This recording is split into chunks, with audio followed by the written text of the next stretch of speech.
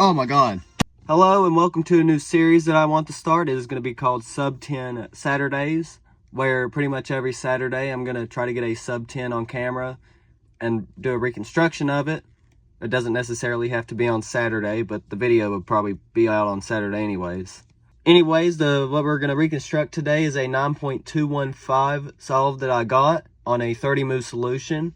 Now the reason it was only a 9 is because my TPS to solve was awful, as well as a bunch of lockups and me taking forever to recognize and do the right L6E Alg. Actually almost did the wrong algorithm, but I was able to retract those like move and a half that I did and was able to do the right algorithm. Anyways, the full solution is going to be in the description as well as the comments, and we're going to start. Now, immediately I noticed on white that we have a 2-move white cross. Now, I don't use CFOP, so I wasn't focused on the cross. I was focused on this edge and these two corners because I was able to plan a 5-move 1x2x3 block, as well as me being able to track this piece and this piece just to finish out the Waterman layer, which would go here. So I did an F2, and then I inserted this corner, and I canceled into inserting the other corner to the back.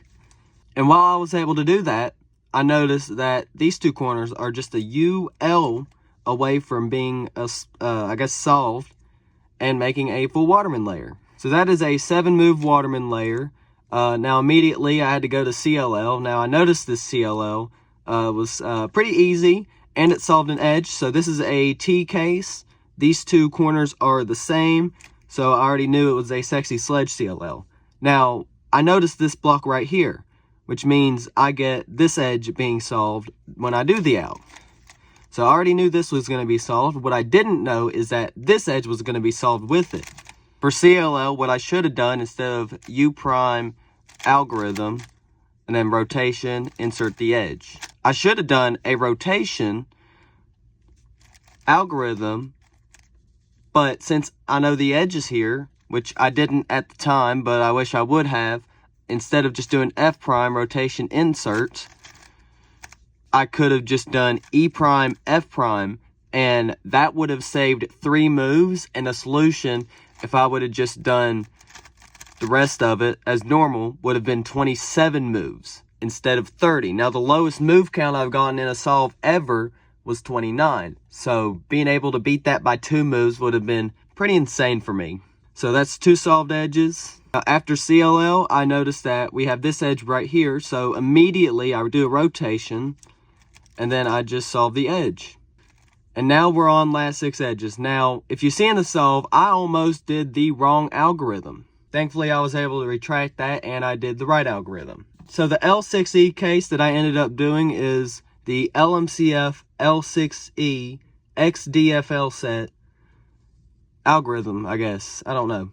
But how I recognize this is that UR is solved but flipped, which is where we get the X from in the XDFL. The DFL letters come from the down front position, which is where the edge that needs to be solved over here is, and it needs to go to the left, I guess, spot. So that's where DFL comes from. Now in Waterman, the white, which is what we're trying to solve over here, the white always has to be on the bottom. So I'm looking at the top layer. I'm only caring about these 3 edges and the center here. Now, these 2 edges here are bad because they're not orange and they're not whatever the opposite of orange. In this case, it's red. So these 2 aren't orange or red. This one's red. So these 2 are the bad edges that we get. And this is the algorithm I did. And then I get a permute midget skip with no AUF. So 30 move solution. Hope you enjoyed that. Go ahead and join the Discord server if you want. And I guess I'll see you guys in the next video. Bye.